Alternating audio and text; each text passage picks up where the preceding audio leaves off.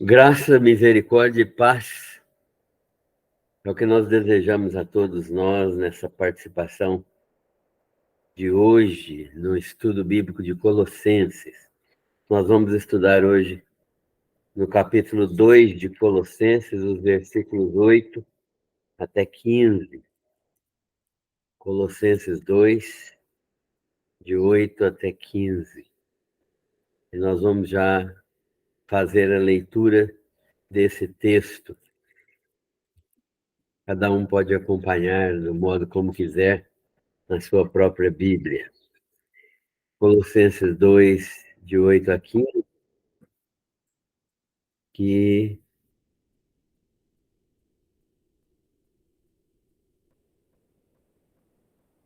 Colossenses 2, de 8 a 15,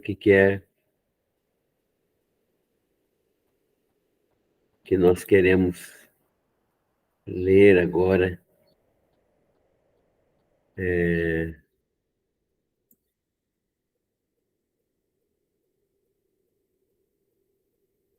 Isso. Então, nós vamos fazer a leitura do texto. Cuidado que ninguém vos faça presa sua. Cuidado que ninguém vos venha a enredar com a sua filosofia e vãs sutilezas, conforme a tradição dos homens, conforme os rudimentos do mundo, e não segundo Cristo. Porquanto nele, em Cristo, habita corporalmente toda a plenitude da divindade.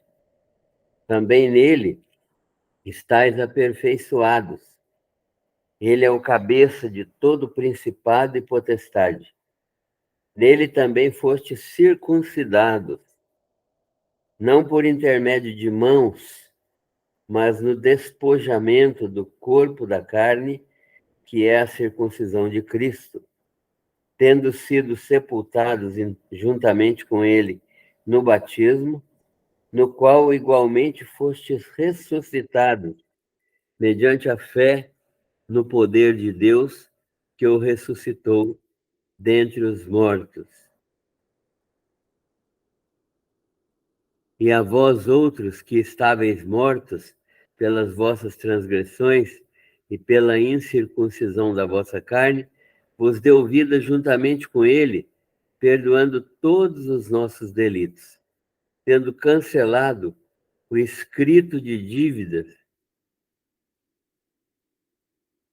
que era contra nós e que constava de ordenanças, o qual nos era prejudicial, removeu-o inteiramente, encravando-o na cruz, e despojando os principados e as potestades, publicamente os expôs ao desprezo, triunfando deles na cruz. Este é o texto que nós estaremos estudando nesse período agora, e nós desejamos que todos estejam participando em oração e atentos àquilo que nós vamos ler e meditar na palavra do Senhor.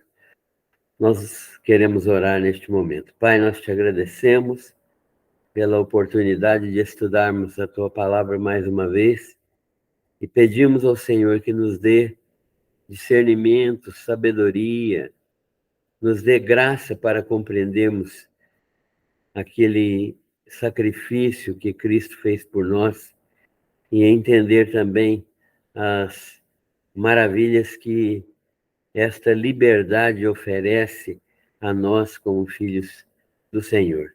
Obrigado pela vida de cada um que está participando agora e pedimos ao Senhor que a tua mão esteja sobre todas as famílias representadas. Nós te agradecemos por todas as tuas bênçãos em nome do Senhor Jesus. Amém. Então, nós vamos participar deste estudo de Colossenses, mas eu gostaria, antes de começarmos,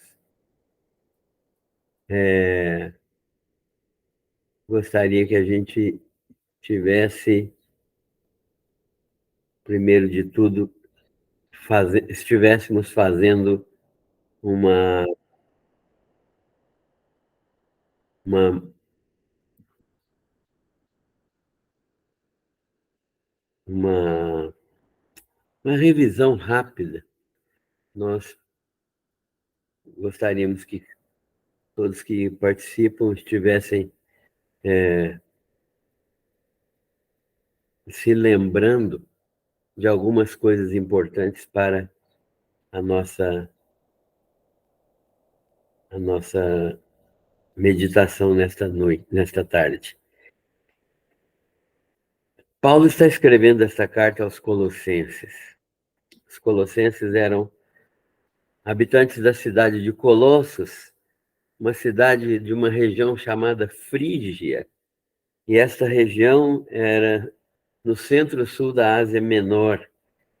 Hoje é um território ocupado pela Turquia. Depois, quem quiser dar uma olhada no mapa, no Google mesmo tem, e a Turquia é o país que ocupa essa área que foi a área da Frígia, uma das áreas ali daquela região ocupada pela Turquia moderna. E essa é uma região centro-sul dessa Ásia Menor e ficava a 160 quilômetros de Éfeso. Deixa eu liberar aqui para algumas pessoas participarem da reunião. Então, nessa cidade da Ásia Menor, todos os habitantes ali da cidade de Colossos viviam de uma maneira desordenada. A cidade era uma cidade pequena ainda, tinha sido uma cidade esplendorosa, mas tinha diminuído, tinha reduzido o seu valor, porque muitas pessoas se mudaram dali para outros lugares. E alguns naturais desta cidade estiveram em Jerusalém por ocasião do Pentecostes. Talvez tenham sido eles os que começaram a igreja de Colossos. Paulo atravessou essa região, a Frígia, 2 vezes, tanto na segunda viagem missionária como na terceira viagem missionária. E nessas 2 vezes que ele atravessou ali, ele não passou pela cidade de Colossos. Ele passou pela Frígia, mas não pela cidade de Colossos. E é como se alguém tivesse vindo a Rondônia e passado em Rondônia, mas não tivesse passado por Cacoal, deixado Cacoal de lado. Então, ele é um consenso entre os eruditos, os estudiosos da Bíblia, que o apóstolo Paulo nunca esteve na cidade de Colossos, nem na cidade de Laodiceia, nem na cidade de Hierápolis. Elas estiveram ali.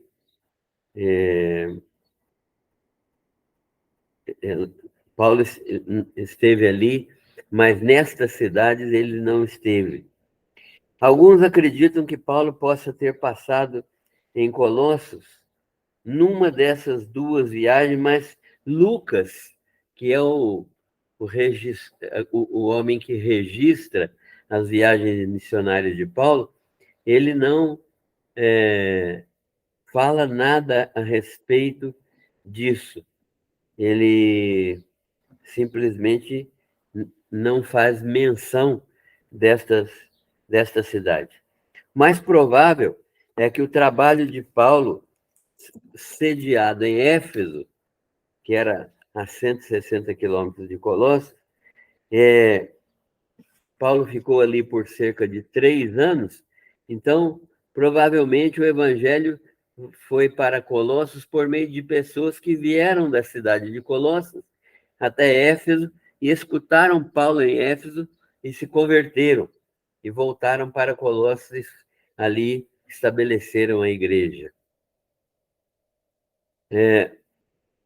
Essa cidade, então, recebeu essas pessoas que conheceram o evangelho ou em Jerusalém ou na própria cidade de Éfeso. E ali havia um pastor que tinha sido colaborador de Paulo, que é Epáfras. Paulo estava preso em Roma quando ele escreveu a carta aos Colossenses. E no seu primeiro aprisionamento, que Paulo esteve preso em Roma 2 vezes. No seu primeiro aprisionamento, ele estava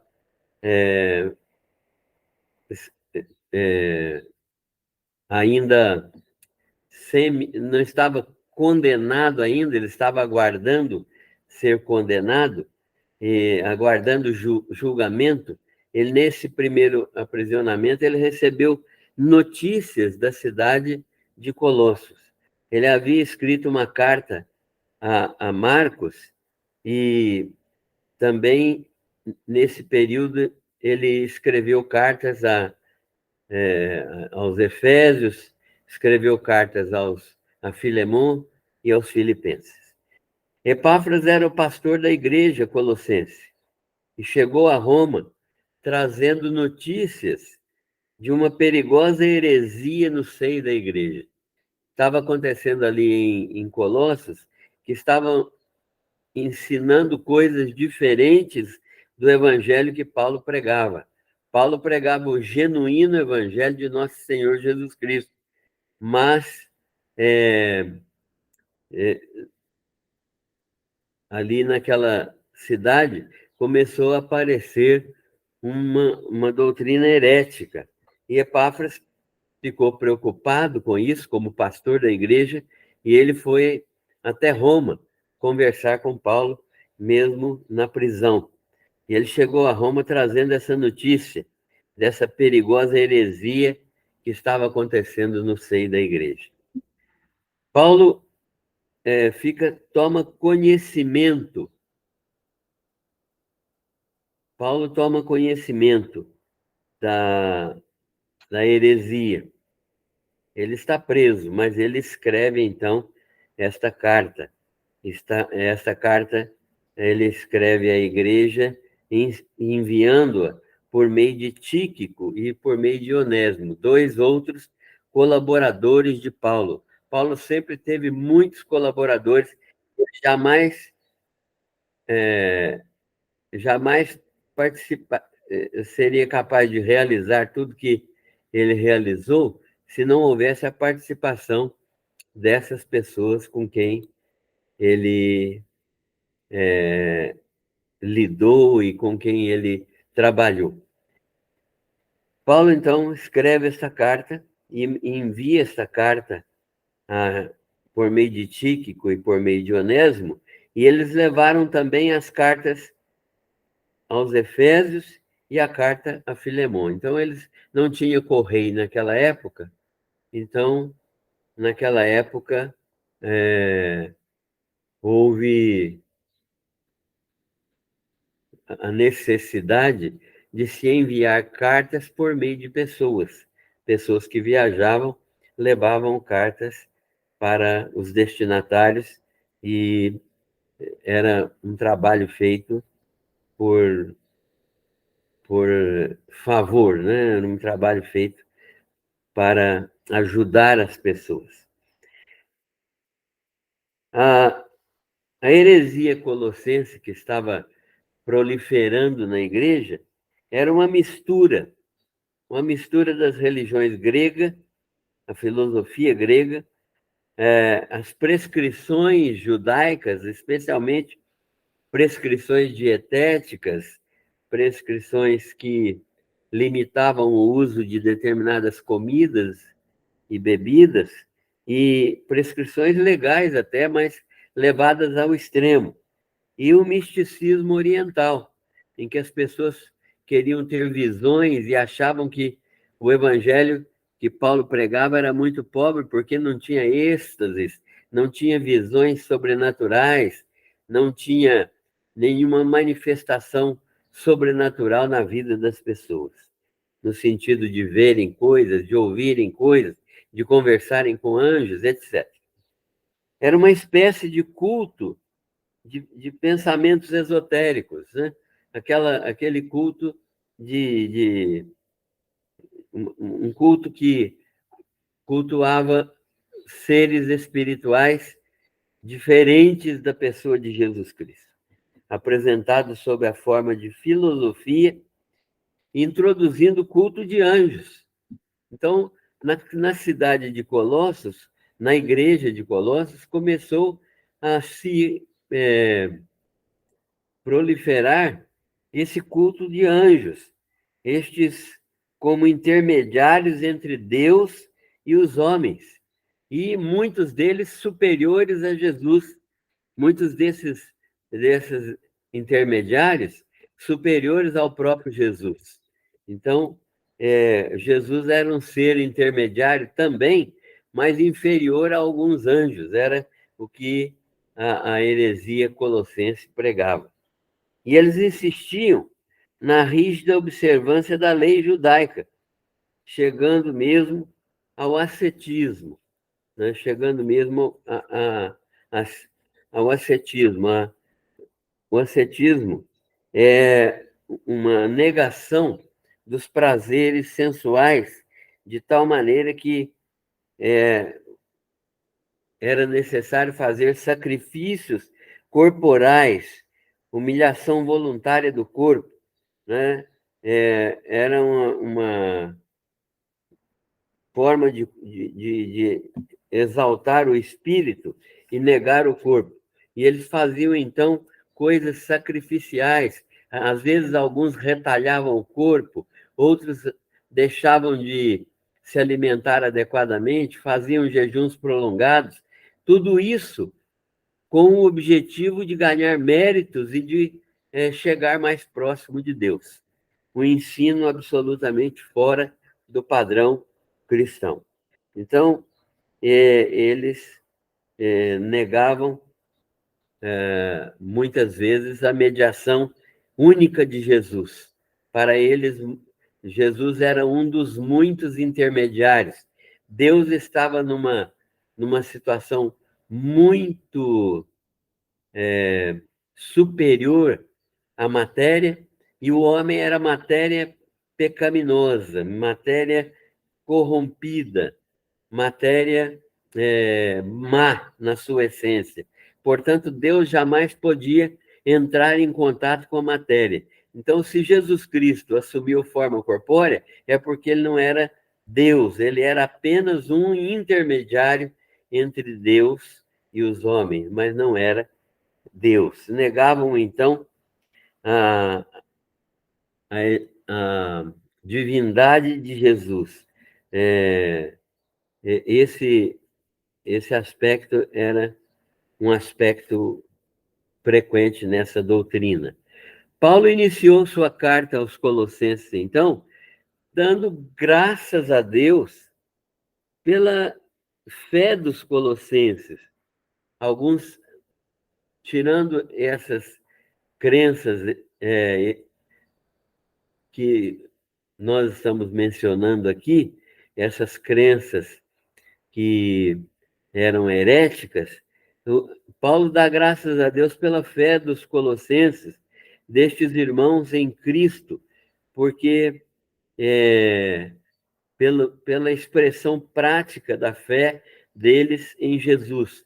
E a expressão prática da fé deles em Jesus era o amor aos irmãos e pela esperança, que era uma certeza da vida eterna e a glorificação nos céus. Paulo está dizendo, olha, o evangelho fez um efeito muito bom na vida de vocês.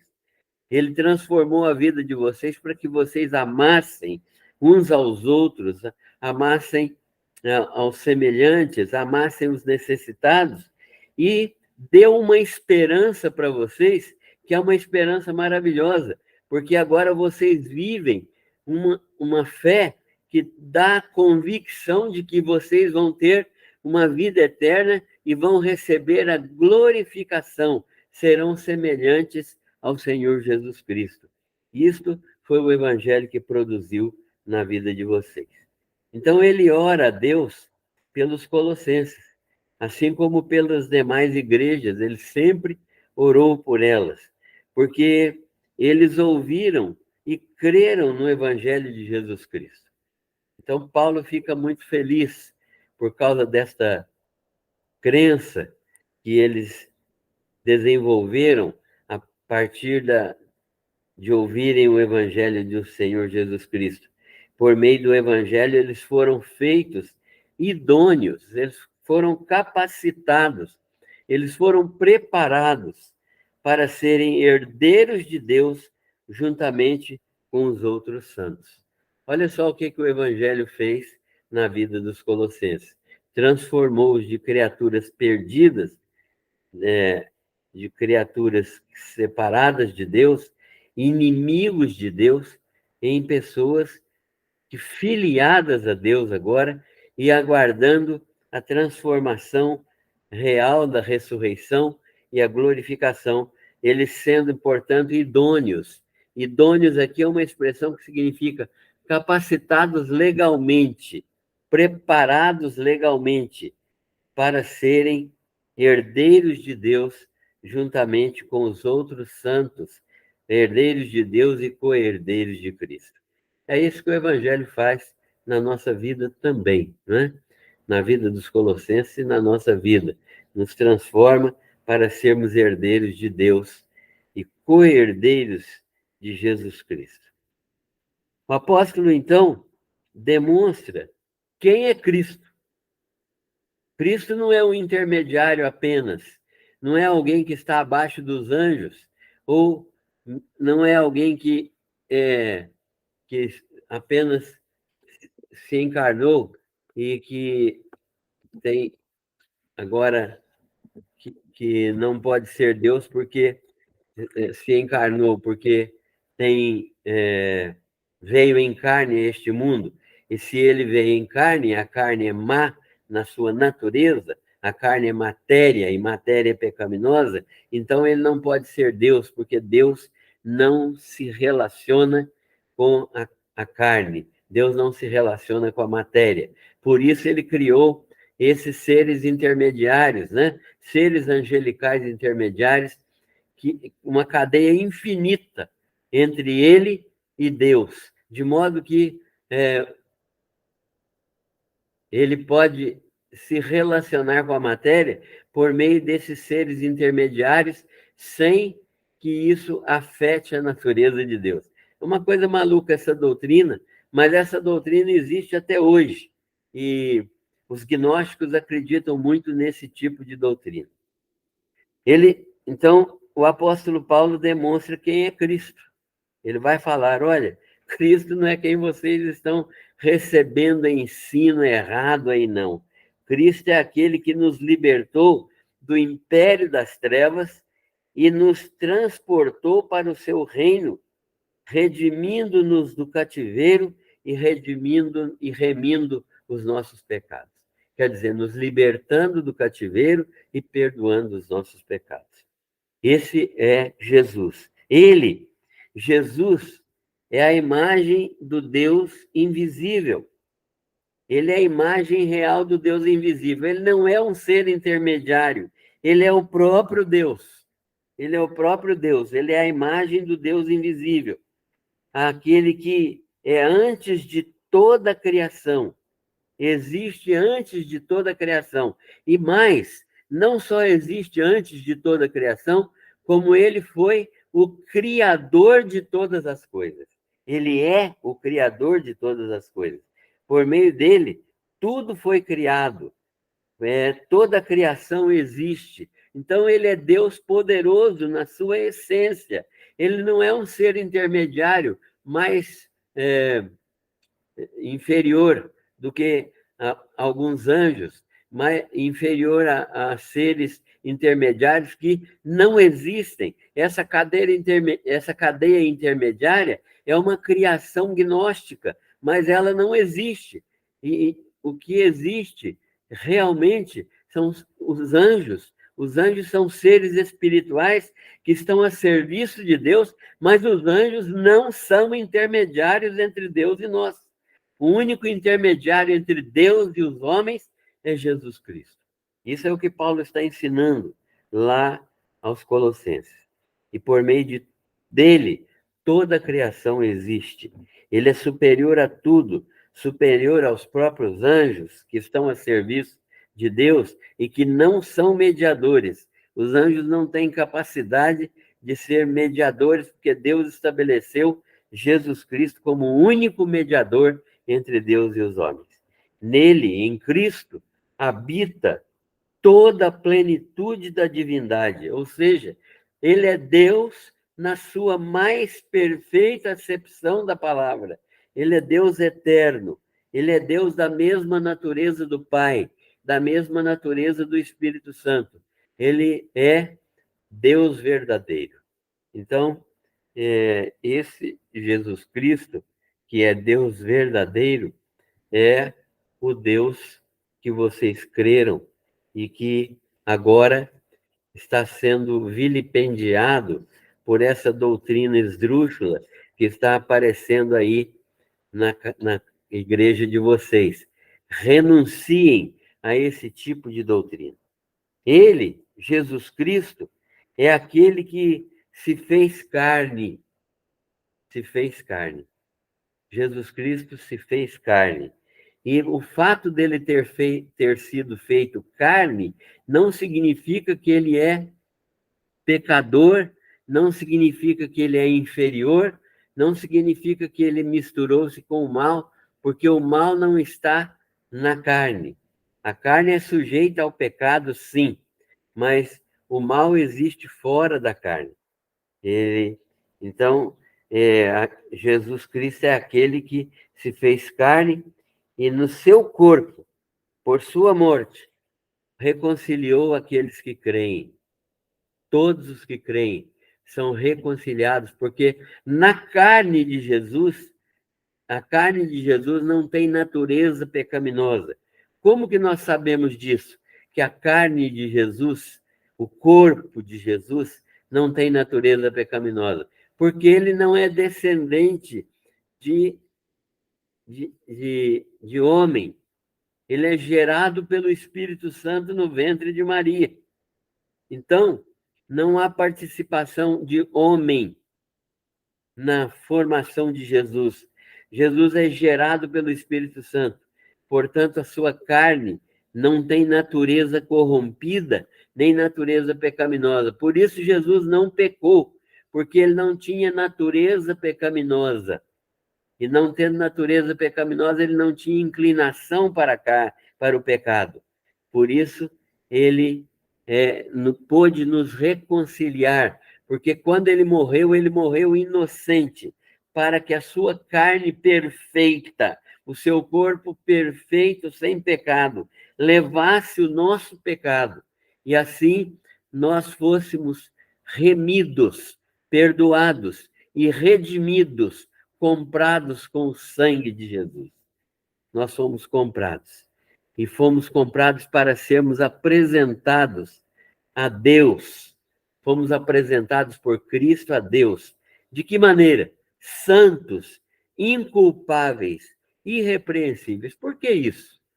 Se nós somos pecadores, santos, inculpáveis, irrepreensíveis. Porque agora nós estamos em Cristo. E Cristo é santo, inculpável e irrepreensível. Todo crente está em Cristo. Nós só somos salvos porque estamos em Cristo.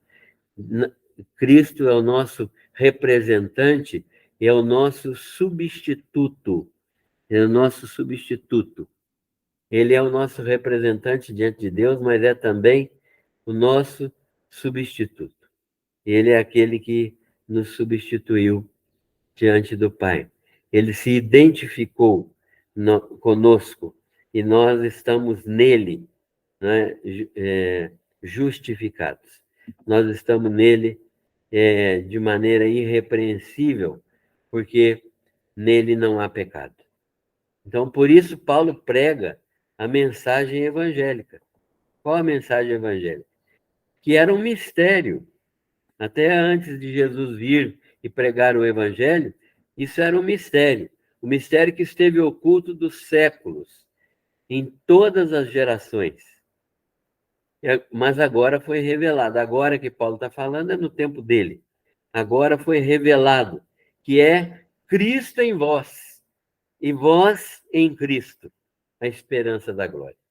Então, Cristo está em nós, assim como nós estamos nele também, e a esperança da glória. Santos, inculpáveis, irrepreensíveis. Então, nós somos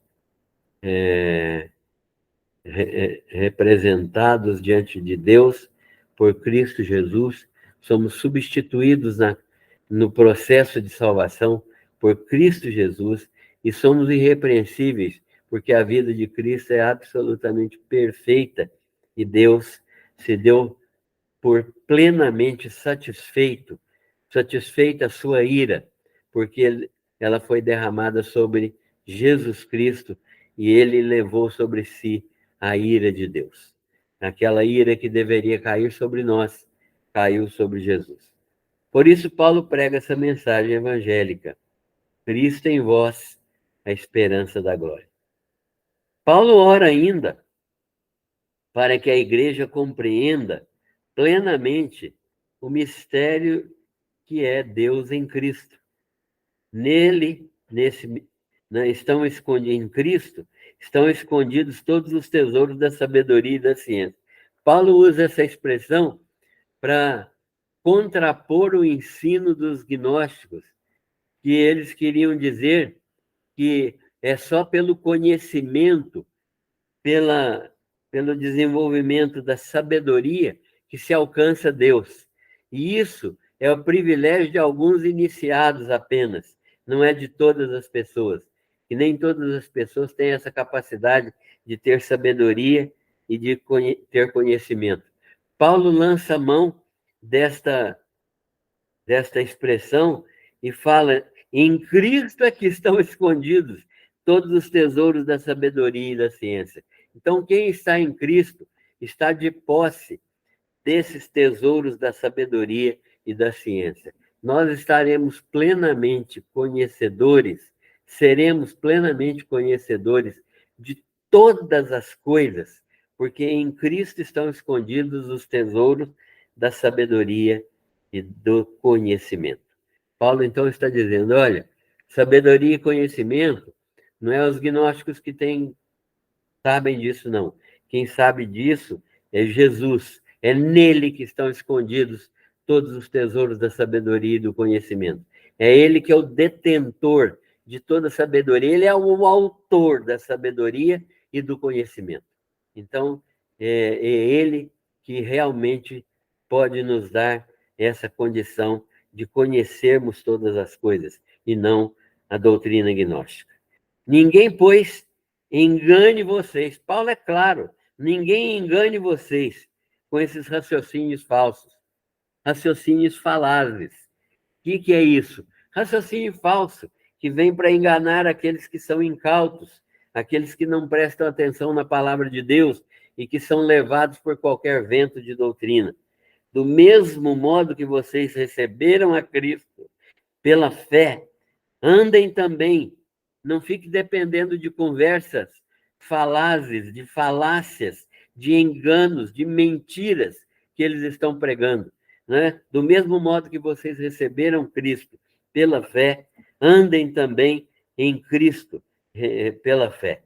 Andem nele. Que jeito? Radicados em Cristo, como uma raiz de uma árvore que vai se aprofundando cada vez mais em busca de nutrientes e de água. Essa raiz vai se aprofundando. Então, Paulo está fazendo o uso de uma metáfora, está chamando a nossa atenção para termos uma raiz cada vez mais firmada em Cristo. E uma edificação, edificados em Cristo, ou seja, uma construção firmada numa base sólida, que é a pessoa de Cristo, a pedra angular rejeitada pelos edificadores, mas é a pedra que Deus estabeleceu como marca fundamental do edifício da igreja. Agora o apóstolo vai advertir os crentes quanto aos falsos ensinos. Ele vai falar, cuidado com a filosofia desse povo, sistemas de pensamentos que aceitam as verdades de Cristo, mas que mantém Cristo fora do centro de suas crenças. Essa filosofia grega, ela coloca muita coisa de Cristo, ela acredita, mas ela tira Cristo do centro da sua filosofia. Deixem isso de lado, isso não tem futuro. Vãs sutilezas, o que são vãs sutilezas? A própria filosofia destes falsos mestres, que misturava cerimonialismo judaico, que misturava misticismo oriental, como eu já disse, né? E ascetismo. Alegando tradições antigas, estes homens se enganavam e eram enganados. Agora Paulo está dizendo, acabaram essas tradições antigas. Jesus Cristo veio e ele supera todas estas coisas. Acabou, a lei já não existe, não existe mais finalidade salvadora na lei. A lei não pode salvar, Jesus já cumpriu toda a lei. Ela existe, mas ela não é uma exigência para a salvação, porque Jesus Cristo cumpriu toda a lei, e quem anda com Cristo cumpre naturalmente a lei. Então, vocês precisam deixar esses raciocínios de fora. Essas visões êxtases, culto de anjos, isso tudo tem que ser deixado de lado. Esses são rudimentos do mundo, e rudimentos do mundo podem ser de espíritos elementares do universo. Eles achavam que cada astro, cada estrela, cada planeta tinha o seu Deus, o seu espírito, o seu anjo ali. E eles controlavam, não é? Isso era a base da astrologia. Hoje ainda temos muitos conhecimentos de astrologia e muita gente ainda vai atrás de astrologia. Podem ser os espíritos elementares do universo, seres espirituais cósmicos, rudimentares, participantes da cadeia de autoridade nas regiões cósmicas. Então, é como se eles fossem parte desses intermediários que existem na compreensão deles, entre Deus e os homens. É uma doutrina que sustenta que a vida com Deus vem através de obras de justiça. Eu preciso fazer obras, realizar boas obras para ser salvo. Então, essa doutrina é muito perigosa. E Paulo diz, cuidado com esses ensinos que enredam as pessoas, que enrolam literalmente as pessoas, que enganam as pessoas, segundo tradições e ideias meramente humanas e não segundo Cristo. Não tem nada de Cristo nessas ideias que vocês estão recebendo aí desses falsos mestres. Em Cristo habita corporalmente toda a plenitude da divindade.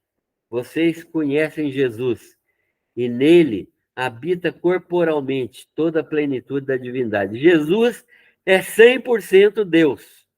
Jesus é 100% Deus. Ele é um ser humano também, mas isso não afetou a sua natureza divina. Ele é Deus perfeito e homem perfeito.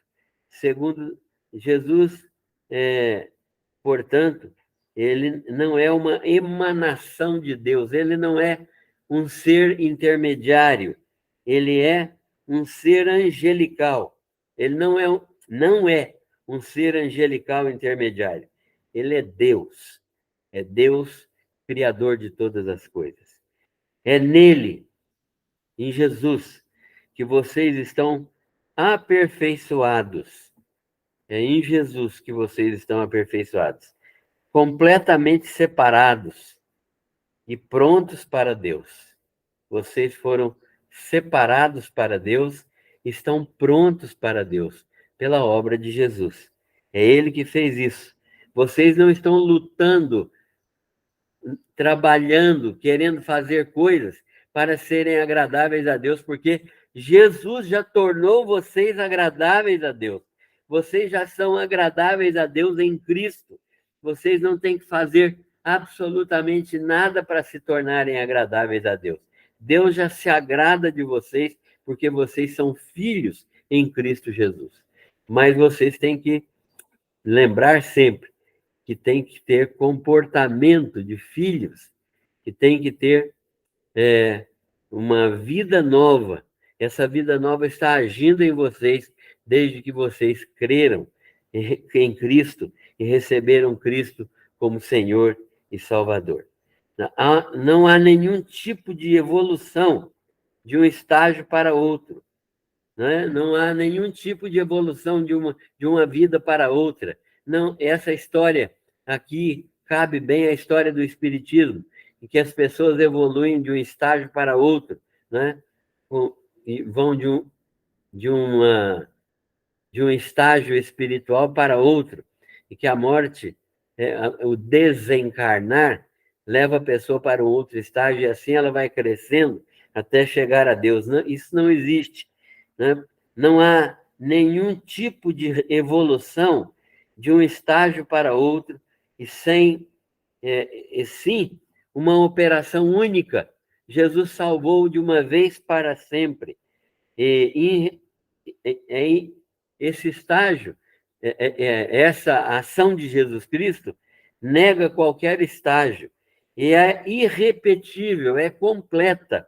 Ela não se repete e está absolutamente plena. Ela é definitiva. Vocês são membros de um corpo, no membro do corpo de Cristo, e ele é o cabeça desse corpo. Isso é o evangelho que eu preguei, que eu preguei sempre e que vocês receberam aí por meio de pessoas que participaram da pregação do evangelho comigo e em Jerusalém. Então, essas pessoas, e Epáfras, que é fiel ministro do Senhor, também pregou esse mesmo evangelho para vocês. Então, a autoridade máxima sobre todo e qualquer principado e potestade que se possa nomear é o Senhor Jesus Cristo. Não há poder maior do que o poder do Senhor Jesus Cristo. Eles querem que vocês sejam circuncidados. Por quê? Porque nessa doutrina havia prescrições judaicas. E eles queriam que os crentes fossem circuncidados. Mas vocês já foram circuncidados, diz Paulo. Circuncidados em Cristo. Todos aqueles que creem em Cristo foram circuncidados. É a circuncisão de coração. Não foi um acontecimento feito por mãos humanas. Não é um corte no prepúcio, não é um corte no pênis, mas é no corpo de Cristo, todos nós já fomos circuncidados, na renúncia e na mortificação do corpo de vocês. Vocês renunciam ao seu próprio corpo, renunciam à sua própria vida e mortificam a carne, porque vocês receberam vida nova do Senhor Jesus Cristo.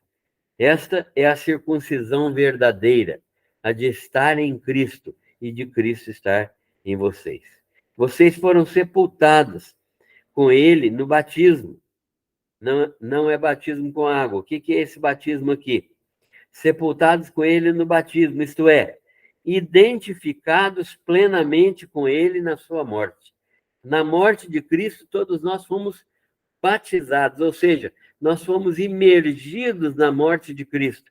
Nós nos tornamos participantes da morte de Cristo. Por isso é que Paulo fala, já estou crucificado com Cristo. A morte de Cristo é a nossa morte. Então, nós fomos identificados plenamente com Ele na sua morte. E vocês não só foram identificados com Ele plenamente na sua morte, mas também ressuscitaram juntamente com ele. Ô, glória, hein? Ressuscitados com Cristo. Então, nós fomos imergidos na morte de Cristo e imergidos também na sua ressurreição. É isso que ele está chamando de batismo. Não é o batismo com água. O batismo com água é só um símbolo, um sinal de que eu fui batizado, imergido na morte de Cristo. Então, quem não morreu com Cristo e quem não ressuscitou com Cristo, não deve se batizar porque não vai adiantar nada, né? Mas aqueles que morreram com Cristo e ressuscitaram com Cristo, eles podem dar o testemunho público, e o testemunho público é batismo, batismo em água, né, lá no templo, para demonstrar que já houve transformação, que já houve conversão, que já houve morte e ressurreição na nossa vida. Isso é o que Paulo está ensinando aqui aos Colossenses. Então, por meio da fé no poder de Deus, o poder que ressuscitou a Jesus Cristo e que ressuscita a vocês, vocês já foram identificados plenamente com Cristo na sua morte e na sua ressurreição. Disto, há uma garantia. Vocês têm uma garantia de que isso aconteceu. Qual é a garantia? A nova vida que está em vocês, a vida de Cristo que está em vocês, que vocês já têm. Colossenses, vocês já têm uma vida nova. Não se metam a escutar essas histórias falcatruas, esse tipo de mentira que eles estão pregando aí. Vocês já têm uma nova vida em Cristo. Vocês estavam mortos. Vocês estavam mortos pela transgressão de vocês. Vocês estavam mortos porque vocês transgrediram e pela incircuncisão de sua natureza carnal. Vocês não eram circuncidados, não fisicamente, mas não eram circuncidados espiritualmente. Mas ele, Jesus, deu vida a vocês, juntamente com Cristo. Deus concedeu vida a vocês, juntamente com Cristo. A ressurreição de Cristo perdoou todos os nossos pecados e nos deu vida nova. Então, na morte de Cristo, nós fomos perdoados. Na ressurreição de Cristo, nós recebemos nova vida para a glória de Deus. O que Deus operou em Cristo é maravilhoso, porque nós tínhamos uma dívida declarada. Nós tínhamos um escrito de dívida, uma escritura que estava lá no céu, na presença de Deus, com o nosso débito escancarado lá, uma conta impagável. Isto era devido à quebra da lei de Deus, e isso pesava contra nós. Essa carta, isso pesava contra nós. Essa conta, essa carta de dívida, essa promissória, foi quitada. E Cristo removeu esse escrito de dívida. E essa conta, que era prejudicial a nós, foi encravada na cruz do Calvário. Ela foi destruída, porque Jesus Cristo pagou todas as nossas dívidas. Na cruz, Cristo despojou, esvaziou com sua autoridade. Ele anulou o poder dos principados e potestades. A autoridade de Cristo foi demonstrada mesmo na sua morte. Ele despojou as e anulou a autoridade e o poder dos principados e potestades. Aquilo dos poderes espirituais do mal, aquilo que Satanás e seus anjos têm. E os expôs publicamente ao desprezo. Como é que Jesus expôs Satanás ao desprezo? Expôs Satanás ao desprezo, deixando-o totalmente humilhado e condenado pela obra que ele fez na cruz do Calvário. Ele foi vitorioso na cruz do Calvário. O golpe que Satanás queria dar de matar Jesus foi um tiro no pé. Porque na cruz do Calvário, Jesus foi vitorioso. Lá ele pagou todos os nossos pecados. Lá ele crucificou e rasgou a conta que nós devíamos lá diante de Deus. De modo que agora nós não somos devedores mais a Deus, porque Cristo pagou toda a nossa conta. Então, pela sua obediência incondicional e por não cometer nenhum pecado. Ele tem autoridade, portanto, de destruir os principados e potestades. Ele teve uma vida humana perfeita, e isso lhe concede autoridade sobre todos os poderes satânicos que existem. Então, isso é o que Paulo ensinou aos Colossenses nesse texto. Então, nós terminamos no versículo 15. E agora, concluindo, a obra redentora de Jesus Cristo é a manifestação mais espetacular da superioridade de Cristo sobre os principados e potestades. É por esta autoridade que você pode usar o nome de Jesus Cristo e os demônios se rendem ao nome dele, porque o nome dele tem poder. O nome dele tem autoridade, conquistada na cruz do Calvário, conquistada na sua vida, morte e ressurreição. Uma vida de santidade, uma vida de completa dependência e obediência a Deus Pai. Uma vida sem pecado. Então, esse é o Jesus da obra redentora, que manifesta espetacularmente a superioridade de Cristo. Segundo, Cristo é absolutamente suficiente. Não precisa de mais nada. Paulo está dizendo, Colossenses, parem com esses negócios. Esses ensinos aí são falsos. Cristo é absolutamente suficiente. Ele é santo e é superior. Ele é suficiente, ele é santo e ele é superior para realizar a obra da salvação do pecador.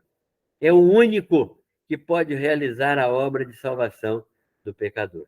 Por quê? Porque ele é santo, ele é superior, ele é suficiente. Ele é o próprio Deus. Isso nos leva a pensar qual é o tipo de relação que nós temos com Jesus. Terceiro, qualquer sistema que proponha outro meio de salvação, olha só isso aqui. Qualquer sistema que proponha outro meio de salvação ou meios coadjuvantes, meios auxiliares, como com participação do pecador, isto é, o pecador tentando fazer alguma coisa para ajudar a ser salvo, é pecaminoso e diabólico em sua essência e na sua origem. Na sua essência, ele é pecaminoso, e na sua origem, ele é diabólico. Então, todas as vezes que se fala em salvação por obras, isso não é de Deus, isso é do diabo. Deus, em quarto e último lugar, Deus estava em Cristo, reconciliando consigo o mundo. Que coisa maravilhosa! Deus estava em Cristo, reconciliando consigo o mundo. Então, a participação divina em Cristo demonstra que ele verdadeiramente é superior, santo e suficiente. Nada mais resta a ser feito. Por isso, ele disse: está consumado, porque não tem mais nada a fazer. Paulo está ensinando aos Colossenses que eles devem acreditar que Jesus já operou tudo o que era necessário para a sua redenção. E que nenhum ensino gnóstico, ou ensino judaico, ou filosofia grega pode acrescentar qualquer coisa para a salvação. Somente Cristo. Só na misericórdia de Cristo só na graça de Cristo, somente pelo amor santo de Deus e pela obra redentora de Jesus, aplicada a nós pelo Espírito Santo, é que nós temos salvação. Que Deus misericordiosamente nos abençoe para que nós possamos compreender perfeitamente a sua vontade e para que nós possamos andar de acordo com essa vontade. Nós estamos encerrando mais um texto e nós vamos desligar, mas no sábado que vem nós vamos, se Deus permitir, dar continuidade.